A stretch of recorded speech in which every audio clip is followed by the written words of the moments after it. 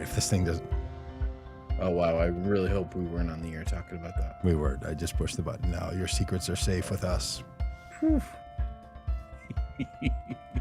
But people can hear us now, just so you know. Yeah, I know. I mean, we're off screen, but the mics are live, baby. Hey, welcome to the Common Good Podcast, everyone. We've had a heck of a morning trying to get the internet to behave. I don't know. Sometimes you got to have a Sabbath, as my rabbis tell me, and you have to just restart. You got to take a little break. Took a week off.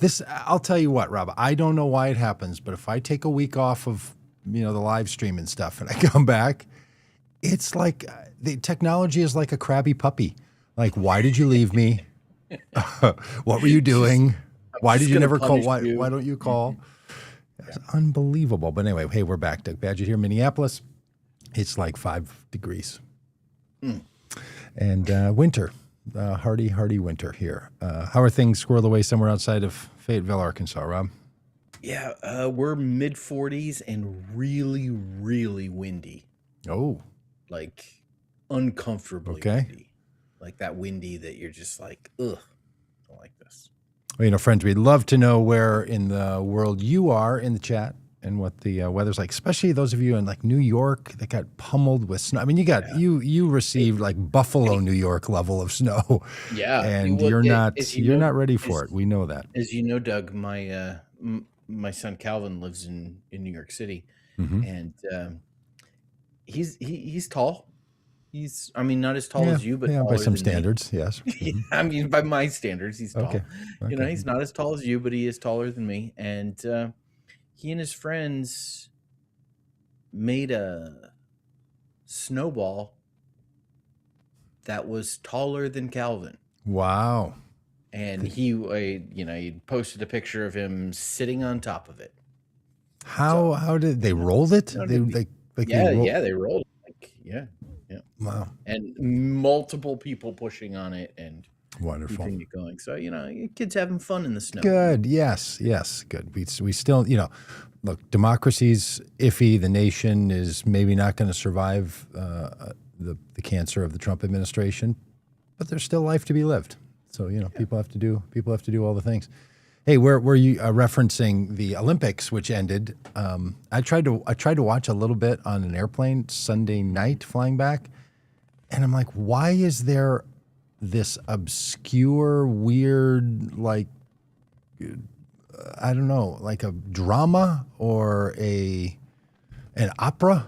Something going on. Apparently, it was the closing ceremonies beginning, and I thought it was like a long commercial. I was on an airplane screen, totally confused. Did you watch any of that closing ceremonies? I didn't watch any of the closing ceremonies. Doug, every year, every time the Olympics come on, I have like this. Oh, I'm gonna get into the Olympics this year. This would be fun, Sure. And I, watch about 15 minutes of Sweden against Canada in curling, mixed doubles curling. And then I just never get back to it. I am surprised what NBC chooses to put on their broadcast stuff, easiest to find things. It's sports that are just, to me, so uninteresting. And maybe that's just winter sports overall. But it's a lot of ice skating, a lot of curling, occasional, person on a snowboard. I thought I would go through and pick, because now on online stuff you can pick highlights and I've realized with any sporting event, I don't want to watch the highlights after it happened. If somehow I'm not believing it's happening right now and I'm like somehow butterfly affecting the outcome of this. Oh, totally. Uninterested. Totally, yeah. Completely uninterested. Yeah. But I will say, I feel like this outfit I'm wearing today for this first part of our podcast, like if O Common Good had an Olympics, I feel like this would be the Olympic. And I didn't realize that until I sat down and thought, wow, real matchy here with the colors and and I'm going full Jim Jordan here. Oh, so very much. Full jacketless Jim Jordan, no jacket and a yellow tie. Doug, let me just say, if you start volunteering to be a wrestling coach somewhere, it's going to be all hands on deck to capture you. No, I did. You mentioned a wrestling. I did. I sticker bombed my computer, and I finally got in the mail my Randy Macho Man Savage sticker. Wow! Hang on a second. Let's get you Let's get It you. was coming. It was coming on from camera. Canada, Wow. and it finally arrived in the mail. And, Did you have to pay 30% more than you had planned for that said sticker? I don't know. I don't know. Hey, apparently we're all going to get $1,700 back from the federal government for the theft that they've caused over the last year. At least that's what the Democrats want, my friend. Yeah, And I think they've got a winning argument against Trump. Like, your tariffs are illegal, and you have to give us our money back. Yeah. Are you going to be running on that message that there's a $1,700 check that needs to be delivered to your mailbox for each person? That's an excellent idea, and I will take that under consideration. My fear is that, as typically happens, the American people are going to have to get in line behind the big corporations to get the crumbs from the federal government table. Saw that FedEx filed a lawsuit today against the Department of Homeland Security, which is having a really rough time. Yeah. Like, oh my goodness, 2026 Department of Homeland Security just really, really rough. Department filed a lawsuit because it's actually Border and Customs Patrol, Customs and Border Patrol, CBP, that collects the tariffs. Yeah. And so FedEx has filed a lawsuit against them to be reimbursed. And I'm sure other corporations are going to follow suit because, as we've talked about, Doug, the foreign companies the foreign governments don't pay these tariffs. That's right. The companies importing goods do. And some of those companies have eaten the cost. Yeah. But most of them have passed them on to consumers, and it has been a significant part of the inflation crisis we've had and the affordability crisis. And, it's bad for the American economy to impose widespread high tariffs in such, again, has no one watched Ferris Bueller's Day Off? Like Ben Stein, Ben Stein explains in detail how the tariff policies of the United States government in the 19-teens greatly impacted the Great Depression. And just tariffs aren't good for the American economy. No, they might be a tactic that's used at a certain time in a negotiation with a country to try to put some mutual pressure, that kind of thing. But this deal that Trump has done, and people that are following this podcast are probably smart enough to have already kept up on the news of this. The Supreme Court said that power that you're using to just willy-nilly decide morning by morning about who's going to pay more, like you're some sort of a kid running a lemonade stand. When we were kids and we ran a lemonade stand, we changed the price all the time. Change the price depending on the car. Up, like you can have two for free, and no, you have to. It's 50 cents. We're doing that all the time. That's Donald Trump. With the United States and global economy. Yeah, they've said you can't do that anymore. Yeah, and they pinned him back. They pinned him down. They said no. They put their knee between his shoulders and told him he has to stop. Yeah. And how do you think he's going to respond to that tonight when he looks them in the face and they're sitting there in the front row and they're in their little eyes wide shut uniforms? How do you think they're going to? How do you think they're going to feel about staring the man down when he's like, "I gave you your job"? Yeah, because two of the justices that he appointed were, voted against him, and in just to boil it down for people to try to put the cookies on the bottom shelf here. Tariffs are a tax. Put the cookies on the bottom shelf here. Yeah. You like that phrase? I do. I like that phrase a lot. Is that a phrase? Or did you just come up with that? It's a phrase that my homiletics professor used to say. Put the cookies on the bottom shelf. Yeah. Boy, there's a guy who's dealing with some unsolved parental frustration from his childhood when he was a man of not great stature and had to climb up to get himself a cookie. Yeah. Make it easy. Put the cookies. I'm gonna put the cookies on the bottom shelf. Did you immediately start chanting "Who stole the cookie from the cookie jar" when he said that? No. No, because we want to make the cookies available. Nobody has to steal them. We're putting them on the bottom shelf so they're easy to reach. Thank you. Okay. Go on. So put the cookies on the bottom shelf for us. Tariffs are a tax. Yes. Only Congress has the authority to level taxes. Mm-hmm. Congress cannot abdicate that authority to the President of the United States like they tried to do. Mm-hmm. The Supreme Court said, no, we're going to actually follow the Constitution. Okay. Only Congress can levy taxes, which means tariff policy belongs to Congress. Well, but we've always had a tariff policy in the executive branch, which was meant to be a part of international relationships. And tariffs don't have to be a tax on the American people. Another country could say, we will pay the extra fee that is required. You know, I think the president needs to have a tariff authority. To use it the way Trump has used it, which I don't want to recount a year ago when he told us it was about fentanyl. Remember that argument? Oh, it was about fentanyl overdoses. Yeah, this is. Now it's a global 15% on everyone.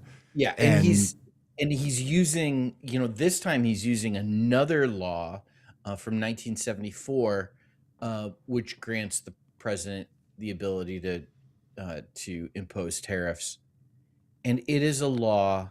It is authority that has never been used by a president of the United States, and Trump's own Justice Department has argued against its validity.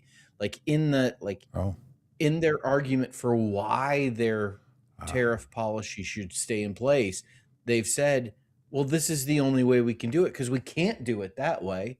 And now they're doing it that way. Now they're doing it that way, of course, because they're criminal. This one is going to get thrown out as well. It's just ridiculous. The amount of waste that the current administration has generated in the judicial branch by having so many judges and judge panels have to rule against them, it's ridiculous. Yeah. You would call it frivolous lawsuits but they're not frivolous. If you could somehow say that their frivolity has created the need for there to be a lawsuit filed, because just so we all know, every time something goes to court, there has to be a plaintiff and a defendant. Every time a court rules about something, some American has to say the federal government harmed me in this way, and then this process starts. The only way it gets into the courts. So the amount of time and energy and money that is just being blissfully wasted. Yes. It's almost as if we should have a big movement to try to defund the executive branch, which I know, Mike Stavlin, you don't want the few people working in the White House to lose their jobs, and I feel that pain. But other than that, somebody, you know what I think a President Pritzker, Newsom, Harris, Buttigieg, Tallarico, whatever president we end up with, swearing in on the January 2029. Please include Ocasio-Cortez. Oh yeah. President AOC. President of the United States. What's the little short term for President of the United States? What do we say? POTUS. POTUS AOC. Okay, so who's got time, for the full words to the acronym crowd? Whatever president we end up with, I hope they find a way to levy tariffs only on countries whose products are sold at Mar-a-Lago. Oh, that's a good idea. I hope it is a Mar-a-Lago focused tariff of 90%. And they just say, if you don't want to pay 90%, you just have to stop selling anything to Mar-a-Lago. The Love bed it. bug chemicals, they're gone.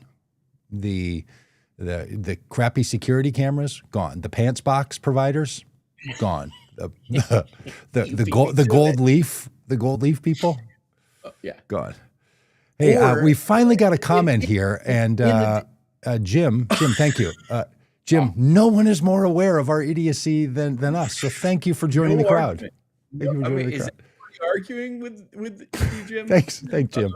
Hey, Jim, deep calls to deep, buddy. Takes one to know one. Thank you. Thank you, Nina Riviera. It's a great idea. Mar-a-Lago tariffs for everybody. Yeah, I like the Mar-a-Lago tariffs, and I would like to couple that with Board of Peace tariffs. Oh, anybody on the Board of Peace? All those nations represented on the Board of Peace, you get a tariff on you. Listen, so Doug, I mentioned, and I don't know, I mentioned the lawsuit against the Department of Homeland Security and said the Department of Homeland Security is having a bad year. The Department of Homeland Security, we're in the midst of a partial government shutdown right now. And the part of the government that is shut down is the Department of Homeland Security. And the reason for that is that Democrats are demanding some reforms related to ICE, immigration, customs enforcement, or whatever it is. And Doug, I want to read to you the 10 demands. Oh, nice. That the Democrats are making, and I would like you to stop me when I say something unreasonable. Okay, these are the 10 demands that Democrats are making in order to reopen the part of the government that funds Homeland Security. This is in response to ICE behavior and treatment, essentially. Number one, targeted enforcement. DHS officers cannot enter private property without a judicial warrant. Number 2. It's the Constitution. Unnecessary. We already have a law about that. I'm going to play the libertarian role. We don't need new laws. We just need to enforce the laws that exist. Number 2. I love that crowd. I mean, that crowd is the best. Let's cheer them on. Here we go. Let me get my Rand Paul going. Number 2, no masks. Prohibit ICE and immigration enforcement agents from wearing masks and other face coverings. The fact that the people who stood against masks for public safety now demand that they get to wear masks is like, I thought it was bad for your breath and bad for your lungs, and it traps it traps the COVID in there and you can't get it out, the masks. Number 3, require ID. Require DHS officers conducting immigration enforcement to display their agency unique ID and last name. Yeah, required by law already. Yes. Number 4, protect sensitive locations. Prohibit funds being used to conduct enforcement near sensitive locations, including medical facilities, schools, child care facilities, churches, polling places, courts. Seems reasonable. Number 5, stop racial profiling. Number 6. See, that's a little general.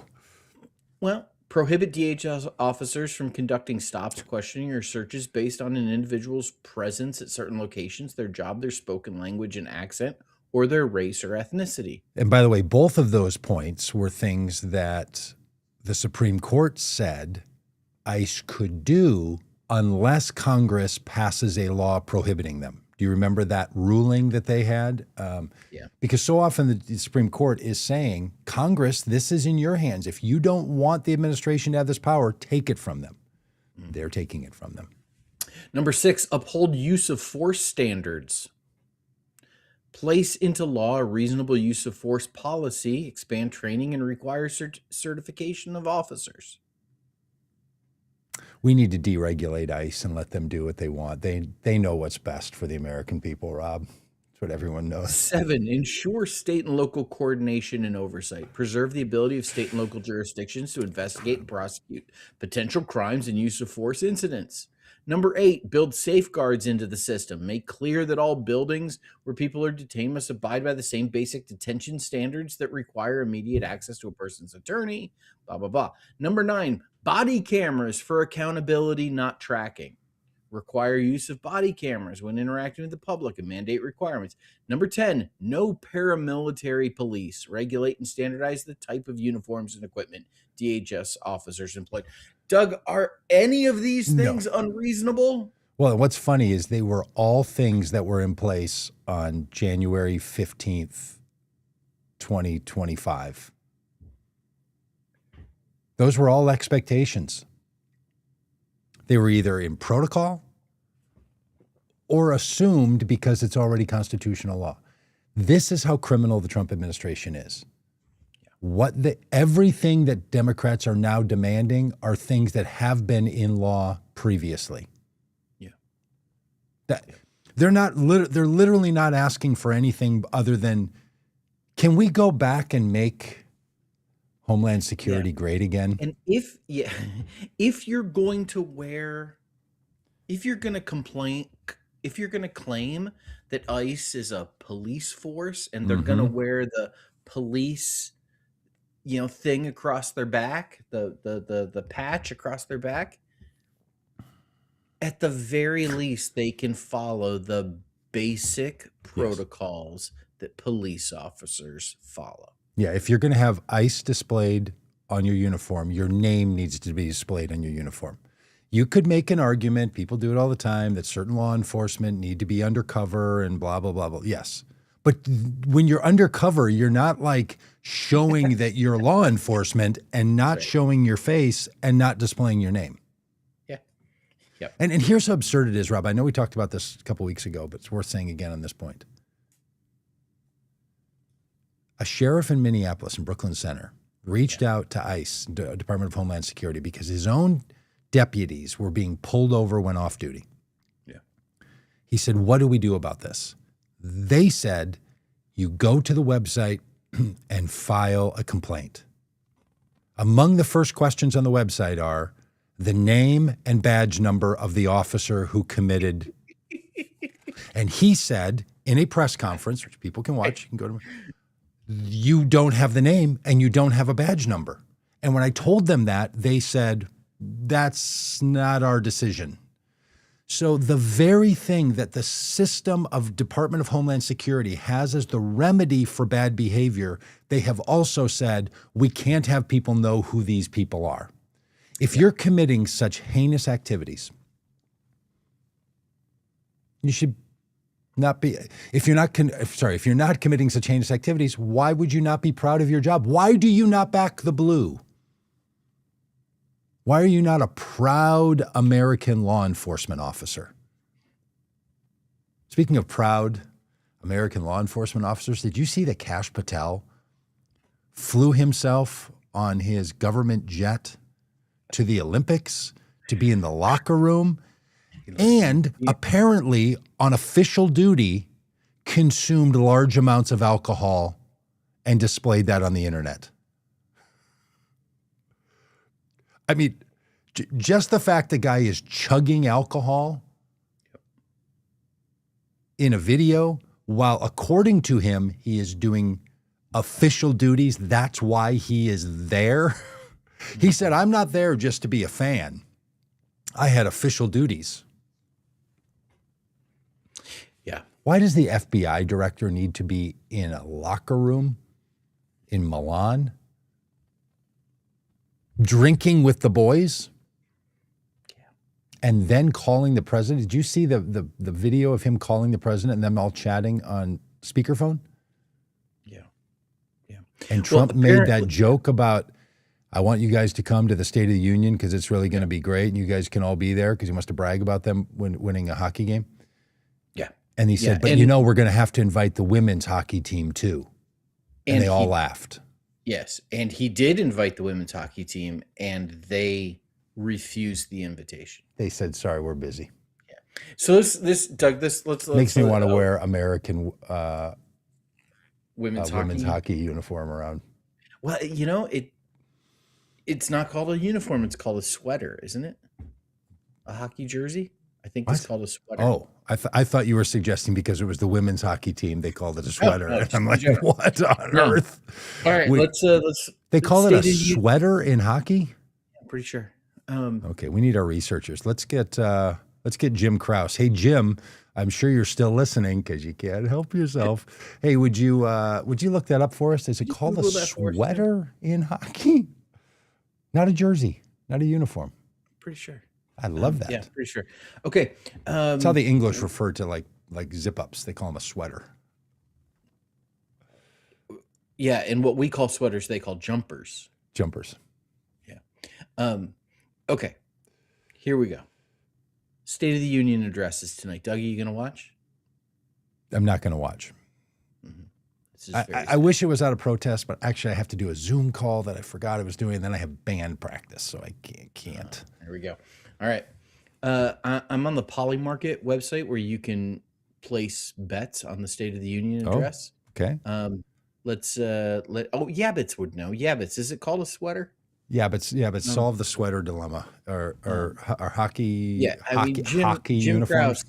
Jim Krause is totally unreliable. Here we go. Will the President of the United States say America or American 50 plus times during the State of the Union address? Oh, yeah, for sure. 82% of bettors agree with you. Investors, whatever. 25 times? You would say that as well. I'm sure. Will he say jobs 20 times or more? Does he have a phrase in front of that? Will he say Biden 10 times or more? Oh, he will say Biden.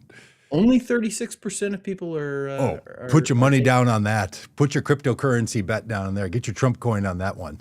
Will he say border 7 times or more? Oh, yes. See, I think I'd go no on that. 79% say yes. Really? What if he does the weird? What if he says it in the same sentence because he gets himself confused and he can't read? Well, he doesn't get confused. He does the weave. And he comes back and forth. Does that all count? Yeah. Yeah. Will he say hottest? Like the hottest market? People in the world are telling me that the U.S. is the hottest market. Yeah. The word hottest. I don't know. Does he ever say hottest? 84% of people say that he will. Take that. Will he say make America great again?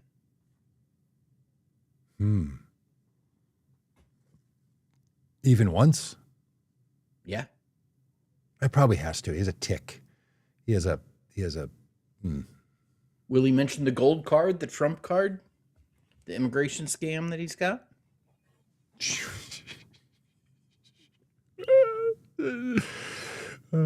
Because you know who you should trust to come into America? People who live in other countries and are so wealthy that they want to get out of those countries. Will he say Epstein? 0. 11% of people think he'll say Epstein. Will he say egg? Oh, he'll say egg. Well, yeah, I would go no on that. Because egg prices. Will he say 6-7? He will not say 6-7. Who are the 11% of people betting that he'll say 6-7? That's bizarre. Nobel Peace Prize? No, I think he'll say pants box before Nobel Peace Prize. Yeah. Auto pen? Oh, he'll say auto pen. Will we Crooked Joe? Is Crooked Joe in there? No, it's not. Will we get a fake news? Oh, we get fake news. 49% of people. So will he say bomb Iran? Bomb Iran. That's you remember that? That's a little that's a little Rush Limbaugh joke there. He had a little parody of John McCain singing Bomb Iran. Mm-hmm. Greenland. Yeah, but it says Greenland. Will he say Greenland? Hey, will he say Vote Common Good and Julia Roberts and award-winning commercial? Unlikely. Oh, that's great. Yeah, but it says will he sit or stand? Yeah. That's have our any bet when someone expectations? comes to use our restroom in our house when their friends are over and they're men. Because we're a sit family, no matter what. Yeah. And we're like, are they going to sit or stand in there? Because I'll tell you what, when you stand, we have a restroom off of our family room, and we have people in the family room, and then people go in the bathroom. And when men go in there, they're just, you can hear how strong the stream is, and it's not attractive. Gentlemen, sit down. Sit. The algorithm has been giving me Heels. Subway takes reels. It's a guy who sits on the subway and he interviews people and they give their hot takes on things. And there was one the other day about how men should sit all the time. Huh. And I almost sent it to you, Doug. Oh, I wish. There's nothing not better in a private restroom than that. They're not designed for stand activities. Hockey jerseys are commonly referred to as sweaters in traditional and Canadian contexts. Sweater jersey kit. Oh. Well, yeah, in Canadian lingo and English lingo, I could see that. We're talking about hockey. No, we're talking about the United States of America. Who won? Who beat? I don't know who. I don't know who the women's team beat. Canada. They beat Canada men too? and women. Both teams beat the Canadians. Elbows up, Canada. Elbows up. Come on now.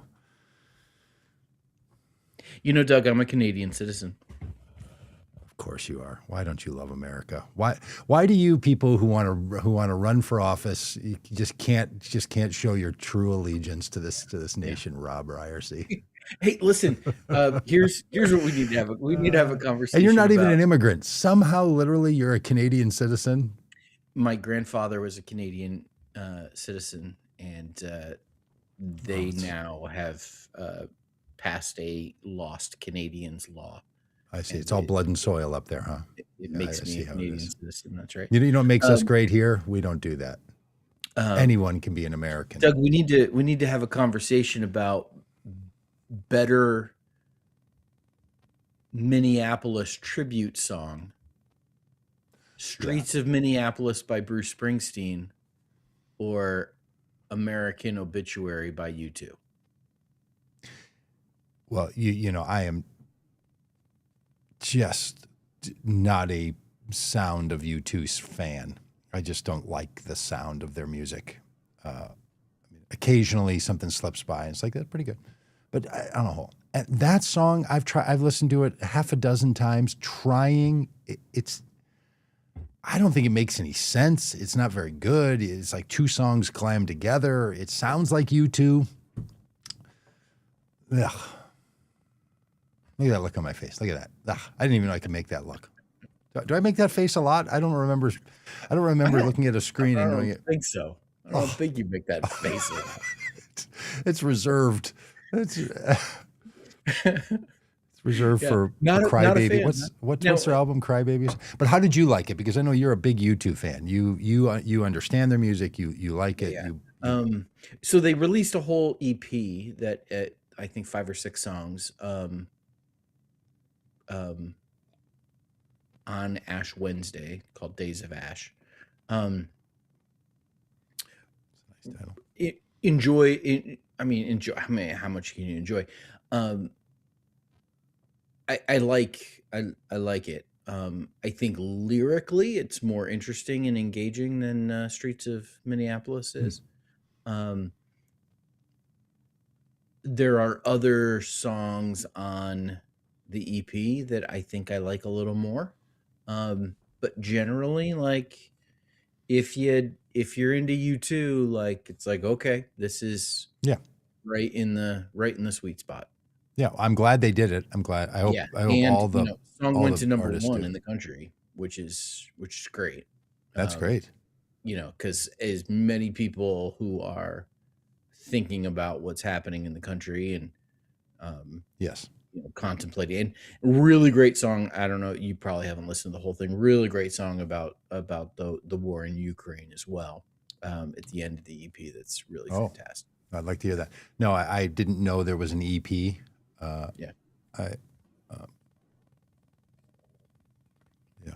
Look, the Streets of Minneapolis song by Bruce Springsteen, that is like and that's like a love song to this city. I don't know how much it makes sense to other people, right? But people here hearing the places and the experiences named, and we did a thing with our phones and our whistles and our blood and our bones. Like, I don't know if it makes any sense to anybody else. But he's launched a quick snap tour called the Land of Hope and Dreams tour, and it's kicking off March 31st in the great city of Minneapolis. I got tickets. Excellent. I was sitting with two phones. You'd appreciate this, Rob. In Florida, sitting with two phones outside of a Walmart. On the little bench, because we were on a bike ride and we knew at the time I had to pull over, and so sitting there with two phones trying to get them to work, and prices are all over the place, and they're $3,000 for a ticket all of a sudden, and then a couple $100 for a ticket is just ridiculous. It just makes no sense. Doug, anyway, will the Democrats do anything ridiculous during the State of the Union? Yes, I hope so. You do hope so? I hope somebody stands up and says something. Look, this man, Rob, here's the thing.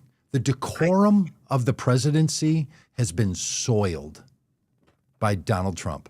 He no longer deserves the accolades and the protections of American citizens and governmental co-workers that normally goes with the presidency. If he's going to demean it to the level that he does, why should the rest of us act like the thing most important is that we act as if there's some decorum, while this guy just rampages and rages and basically just shits on the whole thing? He's an embarrassment as a person in this role. So I hope somebody does something rather than just sit there and choose when to applaud and when not to applaud, or just don't go at all, which would be a great thing to do. Leave it half empty. Yeah. I mean, this is a man, Rob, who invited governors to come together to try to solve the economic crisis in America, and only invited Republican governors. Yeah. We know what the State of the Union is. The State of the Union is broken and embarrassed.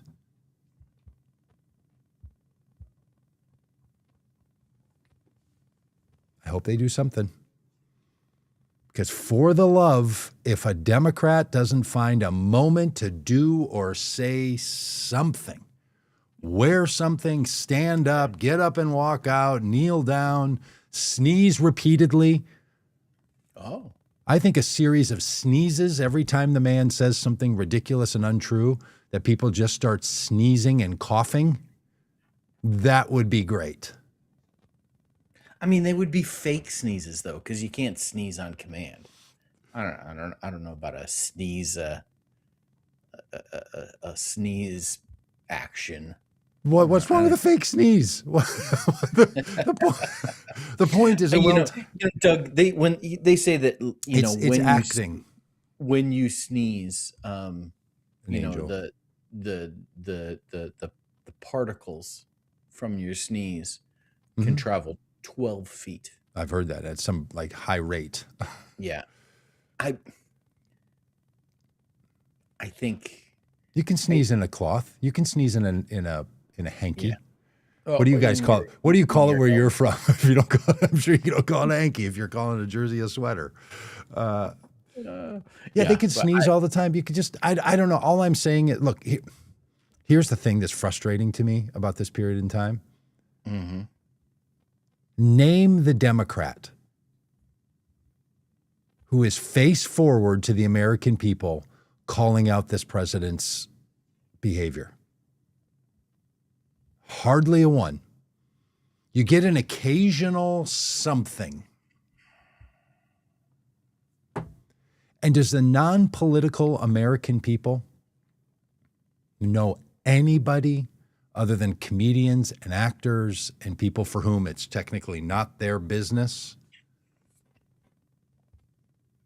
riding Donald Trump daily? Nope. So when do you have a chance? If you can't do it on a given Thursday, maybe on one Tuesday. Yeah.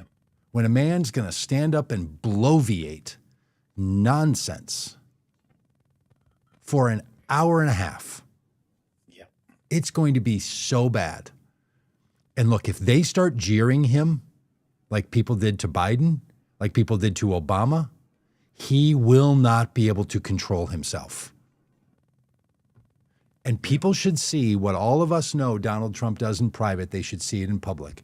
And someone should just start to taunt him until he behaves there the way he behaves at 2 a.m. with his little thumbs from his lounge chair in the White House. Yeah. Well, it is going to be interesting to see. How delightful would it be? And you know what would get all the attention? Why did Democrats do that thing? You know what will drive Donald Trump crazy? That Democrats got attention when he wanted attention for whatever nonsense he's about to unleash on us. Yep. So it's going to. But I prepare to be disappointed by the behavior of the party that I support. Yeah.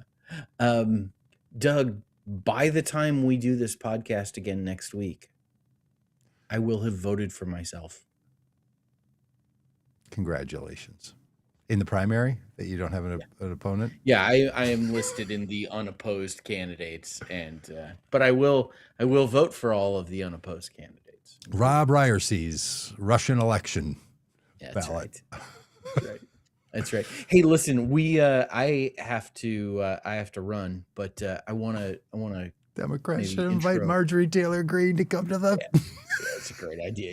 Yeah, she's got some experience heckling.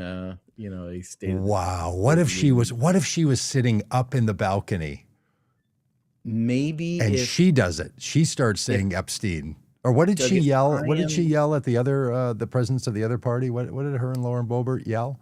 I don't remember. But if I'm a congressperson next year and at the State of the Union address, we should run a poll on what I should do. Oh, you should do something. Oh yeah, totally. We are starting a new little segment on the podcast. I'm calling it the do-gooders, because it's the Common Good podcast. We all have things to do. I'm running for office. Doug, you leading the charge in Minneapolis and leading the charge with Vote Common Good and our work. There's so many things for us to do that there's all sorts of different ways for people to be involved, different ways to do good in the midst of all of this evil. And so Doug and I are spending some time talking to some of the people that are doing good. And so today we want to introduce you to some folks that have gotten organized and have set up a thing called the American People's Compact. They kind of recognized that they weren't feeling very represented by their elected leaders and decided to do something about it. And so we have this conversation with the American People's Compact that I think you're going to enjoy. They are they're do-gooders. Yeah, and we recorded it a week ago and are going to play it now. So Rob and I were both different people back then, and it's good to sort of revisit. But the good work that the APC is doing is still going, and so we're going to finish out the podcast with this fabulous interview. Are you ready, Rob? Are you done? I'm done. I gotta go to a meeting. Well, you run off. I'll take it from here. Okay, bye. Yeah. Well, today we have the opportunity to have a conversation with Vishu Asthana, who is the founder of the American People's Compact.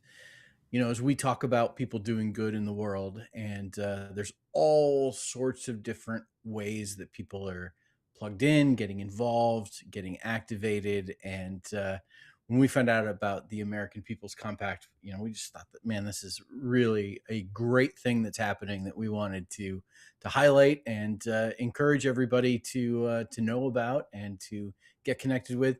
And so we invited Vishu to join us and have a conversation about what he and his team were up to. So Vishu, thank you for being with us. Thanks for having me, Rob and Doug. I appreciate it. Yeah. All right. So what would we normally find you doing on this day if you weren't on a podcast chatting with us? What does your day entail? getting right into it. Yeah. So there's a lot that I do. So one might even question how I have time for this. This team and I putting this together. But on the day to day, I'm a physician actually. So I'm a hospitalist, hospital medicine. We sort of take care of patients that get admitted to the hospital and help coordinate their care. I'm also a scientist, so I have an MD, PhD, so I have a combo background. That we call us this group physician scientists. So I work in a lab as well, and then I have an associated startup as well with the research that I work on. So, all right. So Vishy, this might not sound that important, but yeah, I know that scientists in labs wear coats, like white coats, and I know doctors wear white coats. Do you wear the same coat between places, or do you have one that's like your lab coat and one that's your doctor seeing patients coat? They're definitely different. The lab coat is just a mess. It's got stuff all over it, chemical stains. That's unacceptable in a hospital setting. And then, totally scare the patients. There raise some questions. Are you ever finding yourself like making your way to one or the other place and you're like, oh my gosh, I've got the wrong jacket on? There's so many rules. Like you got to take, at least in lab, you got to take the coat off before you go into the common area, because then like, oh, who is this guy? What is he doing? So thankfully that mix-up has not happened. Great. Well, that's hilarious. So you have a very busy day job, and you have also decided to kind of get involved in the world of politics. What motivated that? What caused that? Why did you decide that you wanted to put together the American People's Compact? Yeah, I think the biggest thing was like come 2024, the elections and post. I think there was just there's just general discontent with politics generally and electeds, and that there's this gap, perceived or real, between what our electeds are doing and working on, or at least what they're saying, and what the general populace is sort of asking for and or demanding. And so, I was under the thought, hey, maybe we could help bridge this divide with what ultimately became the American People's Compact. And, I'm happy to shed more details on sort of that process, but that was sort of the inspiration for it. Yeah. Had you been involved in political stuff before, or just like, I always say, like, when Donald Trump got elected in 2016 and Vote Common Good got started, like, we could complain about him on Facebook or we could get organized, and we decided to get organized and actually do a little bit of both. We still complain about him on Facebook, but is this your first foray into this kind of thing? It is. Yeah. Just in the last year, actually. Huh. Yeah. All right. So talk us through that for people who themselves are thinking, I want to do something. And so many of us feel that way right now, and we don't know what to do. And we look around. I live in Minneapolis, and it's very poignant here. I know you're in Ann Arbor, Michigan. You all have felt the pressure of this federal government's attack on certain people in our communities. And people want to do something. How did you go from, okay, I want to do something, to coming up with a name and launching a group, and sort of what went into that? Did this thing catch you and start to roll down the hill, and all of a sudden you're catching up to it, or were you having to push a ball up the hill, or how do you think about this?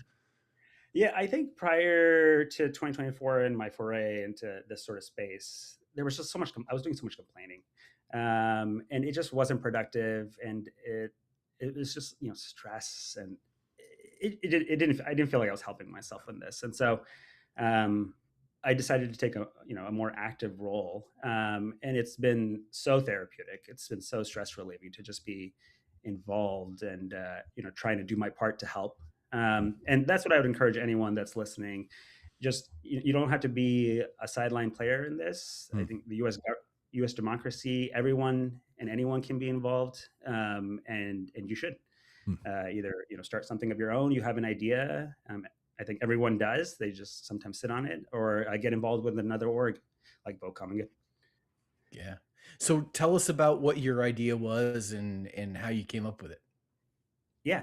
So again, the principle was that there is this sort of disconnect between electeds and the populace, and I think really it comes down to we really all want the same thing. This is sort of like this is nonpartisan. Democrats want the same thing, Republicans want the same thing, but this country's become so polarized that it just doesn't seem like that anymore. But really, if you boil it down, the majority of people can get behind a majority of things.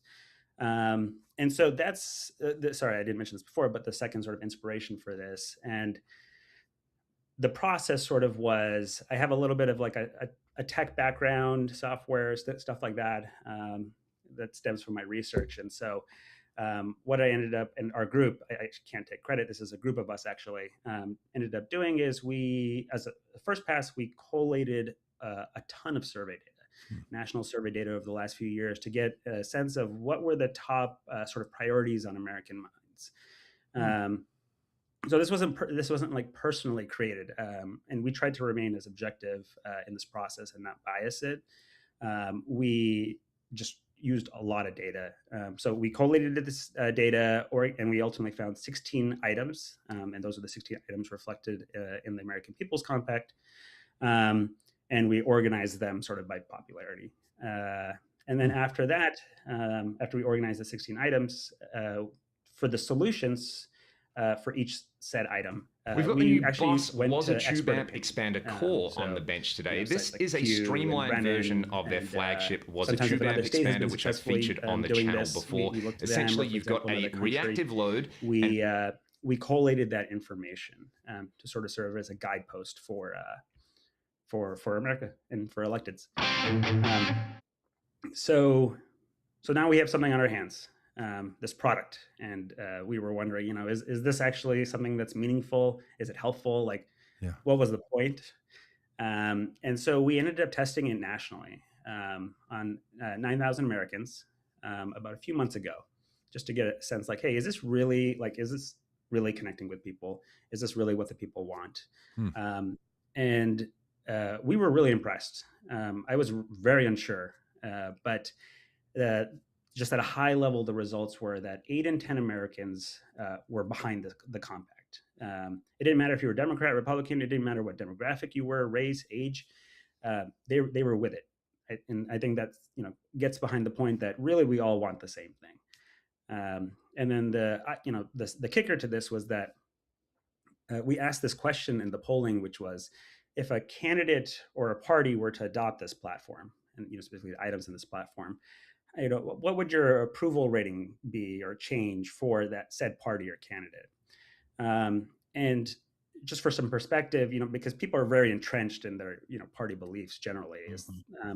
So for a popular policy item like universal background checks or affordable healthcare or things like that, that moves the needle like 2 to 3%. But the compact moved the needle by 18%. Wow. Yeah, it was a lot. So I was like, I think we have something on our hands here. You know, let's push it. So that's sorry, I've been going on for a while, but that's that's how we got there. That's the conception process. Yeah, and so you know, maybe you maybe you can answer this for me. Maybe you've got some insight into this. I know, you know, you mentioned kind of that really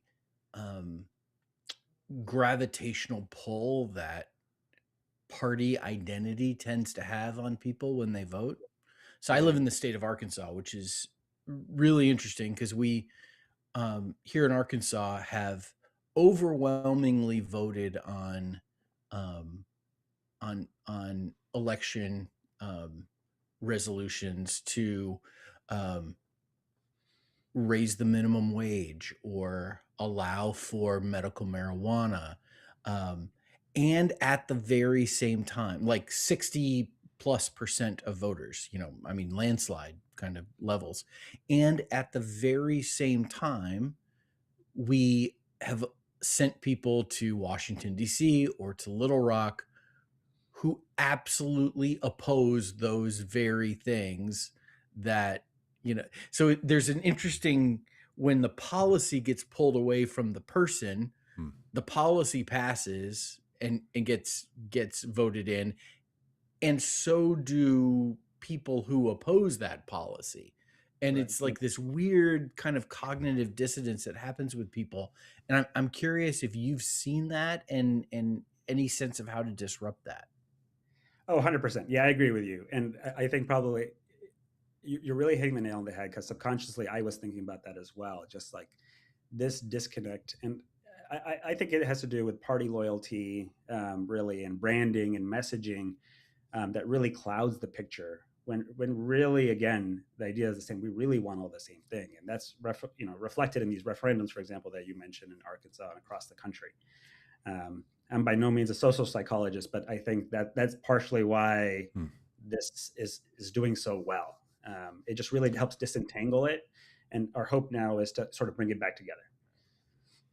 So I'm just going to mention a few of them that are in here, and maybe we can edit some of these in so people can see them on the screen. But it's empower working people to thrive, strengthen education skills for the future, power America's energy future, restore trust and integrity in government, expand access to affordable health care, tackle national debt with smart, balanced solutions, rebuild unity and trust through truth, this kind of thing. What I have found, I'm wondering how you all are seeing it, is that people say, oh, I totally want those. And I don't trust people on the other side of the political aisle to actually do that thing. That's what I want. But my problem is I think those people don't want the best for me. I think they don't like me, and I think they don't want me to thrive. They want some people to thrive, but not others. Do you have a sense of that people, sadly, so sadly, and I think there's a lot of reasons for this, people feel like we have a shared value, but we don't actually trust one another to be in power to bring that thing about?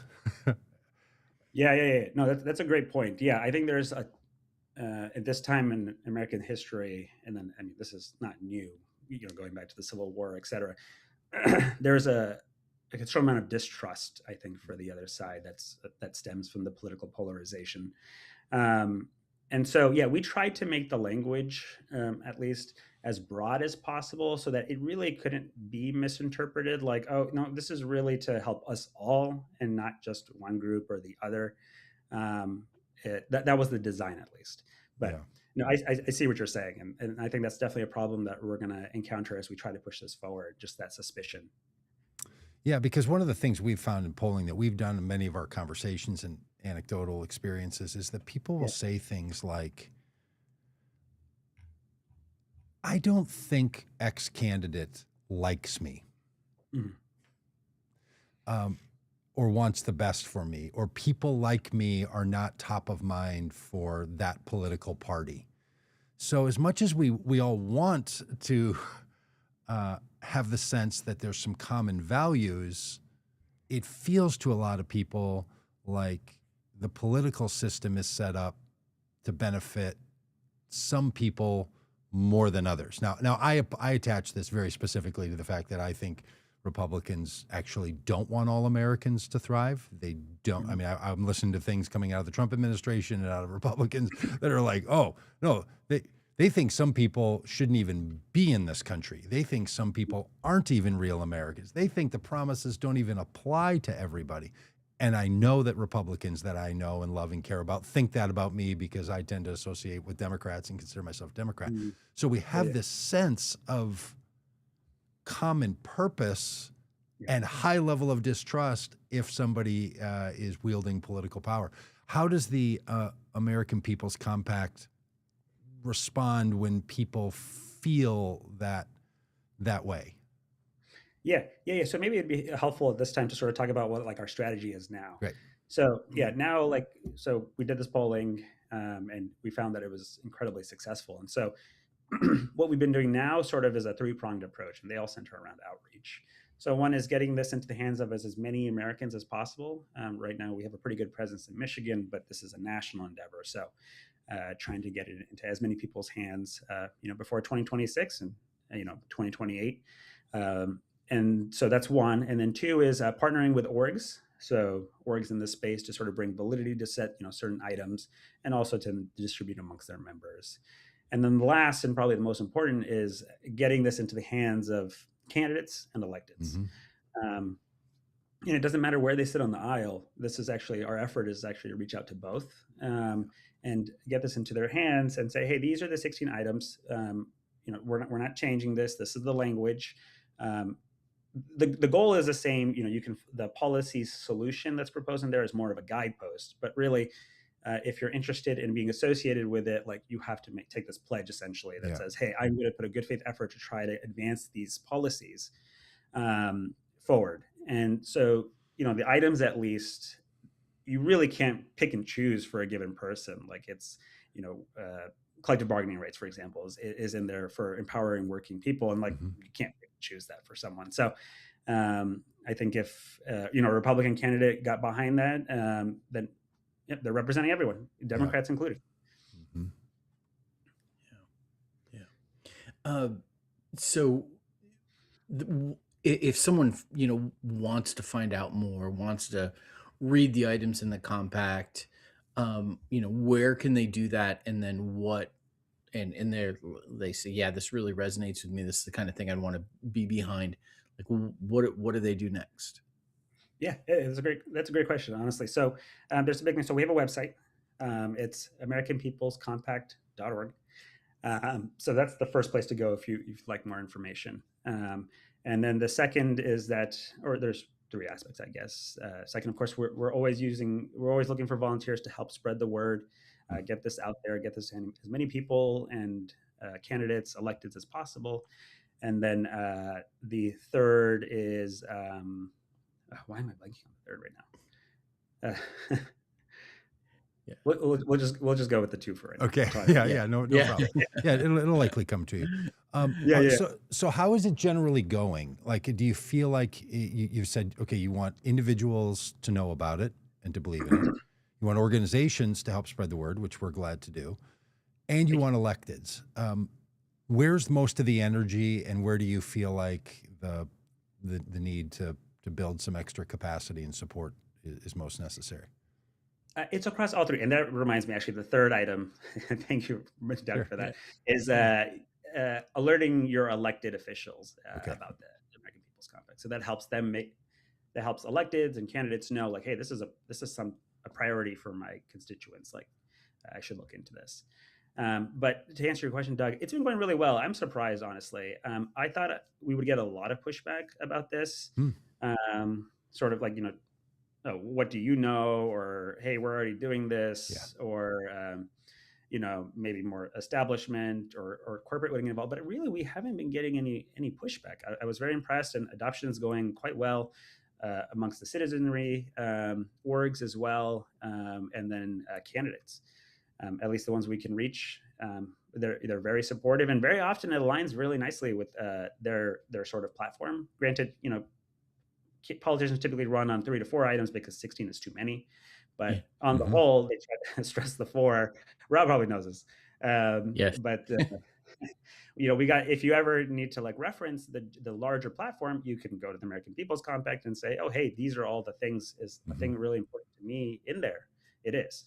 I like this. All right, can I nerd out one bit on that? Because this was interesting to me that you did some polling, and people agreed. 8 out of 10. You say nearly 8 out of 10 on the website agree with this. Did you also find that there were some that were much higher than others? Like there's a mention of climate, or there's a mention of healthcare, there's a mention of elections, there's a mention of unity. Like which of the 16 was it like, okay, those are not, those are clear across the board, and other ones are like, well, okay, there were a couple of them in there that feel like they're saying a little more, doing a little more work. Yeah. So I did mention that we had like arranged it initially by appearance or popularity in the initial surveys that we collected, but we then reordered it actually based on the polling data. So what you see, the 1 through 16, is actually the priorities across the board. Yeah. So what resonated most with people was empowering working people to thrive, not to survive. So economics. Yeah. We will have shown this to people before we start, because I think that's very helpful. So people will now, if they're watching this, is what we referred to before. The final one, the last one, the 16th, is address the addiction crisis. Now, look, it made the top 16. People care about it. And AI was number 15, and small towns was number 14. Does that surprise you when you, and the first 3 I'll just say are empowering working people, strengthening education skills for the future, empowering America's energy future. Did that how did that all strike you as you were, thinking about when you were polling this? Did you have a sense that it would line So differently than this? So I had to be honest, there were budget constraints. So we actually only tested the top 13, and then the Yeah. other three were just they were pulled in from the collated survey data. So those Okay. last three are sort of like randomly ordered, Okay. but they were the lowest of the 16. And that's not to say I should say that it's not that it's not important. It's just that it affects, like, people are kind of prioritizing based on what affects them personally. And so, less Americans are affected by the addiction crisis, but it's very important and it is on people's minds. Yeah. So it made the top 16. And then the same thing goes for the rural communities. There are less in the rural communities, but they are very important to, the US and its economy. So that's the fascinating. last disclaimer. Yeah. Yeah. It's really interesting. Yeah. So, empowering working people to thrive, not just survive. Number one, it really is ultimately about economics for people, isn't it? It's the old James Carville quote of like, it's the economy, stupid. Yeah. I think so. I think we knew we were on the right track because it showed up first. I think it really does boil down to that, and I think especially in these times, people are struggling, and so it made sense that it showed up at the top for us. But it was interesting as you go like sort of further down, like what was a priority. Like powering America's energy future ended up being third, above healthcare actually. So that wasn't me changing anything. That was actually the polling data. And so maybe it's energy prices or just energy security, things like that. That was on people's minds. Yeah, and you could see in a topic like that where some people are like, and the way we're going to secure energy future is to drill, baby, drill. And other people are like, no, we're going to just spin, or we're going to shine. Or like, you could see people come to different conclusions about what they do about that. Yeah. Do you all suggest any details about that, or do you have a sense from the polling data where on the myriad options that people feel like they have for energy security? So where that would land? we didn't, the way we ended up testing it. So we had the header, and then we like sort of bulleted out because it's too large of a paragraph to put into the polling. So we kind of bulleted out what we were proposing. And so then people sort of expressed their approval or disapproval based on that. They didn't necessarily get a chance to say like yay or nay about specific items. So I can't say for sure, but the collective strategy that involves, all of the above was, I guess you could say, of interest to Americans. Yeah. Well, hey, look, we love a good poll around here. We love talking about what motivates people, how we think we know what motivates us and what really does, because we're all different, right? You ask us what's most important to someone, and you say, well, time with my family, and then you check someone's calendar, and you're like, okay, I'm glad you have a growth goal, but we also know that, look, people just don't feel like the governments at any level seems to be up to the task. Now maybe we've always felt that way, but boy, it sure feels that way right now. Like that everything has become political, in a way that just feels really hard to live with. Do you have a sense? Did the polling tell you anything? Do you think the American People's Compact is saying that people want a different relationship of politics to life? Not only a disconnect from electeds, which is for sure true. Look, we find this out all the time. People have no idea who their representatives are. They don't know how many people represent them. They don't know from the city to the state to the county to the federal government how many people like have them on the list of like, you're my constituent. They don't know them. The disconnect is severe. But also feels like so many people are saying like, I want politics to be less in my life and not more. Did that come up anywhere? Do you have a sense of that? No, what you're describing makes sense. I think politics has become so stressful lately, I think, for people because of the polarization and the doom scrolling and like all that stuff on both sides. And I think people want to distance themselves, but really this is not the time to do so.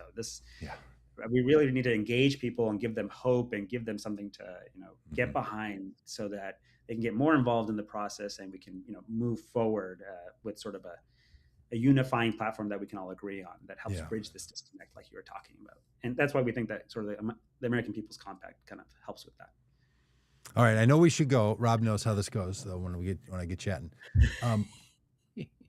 How much similarity do you see between this political work and your work as a doctor and maybe even as a scientist, like the distrust that people feel in certain professions from what you thought it would be or could be? Do you think there's something particular about the role that you play in your professional life and your engagement with people that gives you some insight into this? Are there some overlaps and similarities? Yeah. So in science, don't really interact with anyone, just me and the bench. So nothing there. But in the medicine side, yeah, definitely. I think there's a growing, unfortunately, distrust in the medical fields, and generally that's very unfortunate because really we're trying to do our best for our patients. And so in conversing with people, it's really trying to understand, hey, what's the problem? Where is this distrust coming from? What's affecting you? Why is that? And how can we help you? Yeah. And so, yeah, like you're saying, it's interesting that you brought those together because they are related concepts. These two items. Just try to understand, what's going on, what's the problem, what's the perception, and see like how can we help you? I think that's the idea. Yeah, you're bringing your medical care to the body politic, and and there's a component of you've got to both diagnose what's going on as well as prescribe some kind of treatment for it, and it feels like the American People's Compact is that kind of thing. It says, okay, here we've diagnosed the problem. The problem is this distrust. The problem is this disconnect between what so many people want and what we're actually getting out of our elected leaders. And so here's a path forward to, here's the pills we need to take to get better. I'm gonna, if it's okay with you, I'm gonna take that. I gotta. Totally, yeah. It's a really nice way to. Sure. For sure. I like that. Well, I thank you so much for your good work. Thanks for partnering with us. We're glad to share this out. We think people need more frames for understanding their political life, not less. And the world of politics is becoming more reductionistic over time. Like, well, I'm not that kind of political party, or I'm not that kind of voter. I'm not that kind of, person from whatever part of the country or ethnic group. Like, we're just whittling down to standing on less and less, as opposed to sensing that there's more and more. Like, we're really moving into a scarcity mindset around our politics rather than abundance mindset, and it's not serving anyone and anyone well. Yeah, 100% agree with you. Yeah, Fishu, thank you so much. Tell us the website one more time where people can go and sign the pledge and share it out. Yeah, so it's at the AmericanPeoplesCompact.org. That's the easiest place to find it. It should hopefully show up on Google if you search it too. So that's where you can go to find out more information, reach out, provide suggestions, volunteer, reach out to your electeds, all of the above. Great. Excellent. Well, thank you so much. Yeah, thanks, guys. Hey, y'all.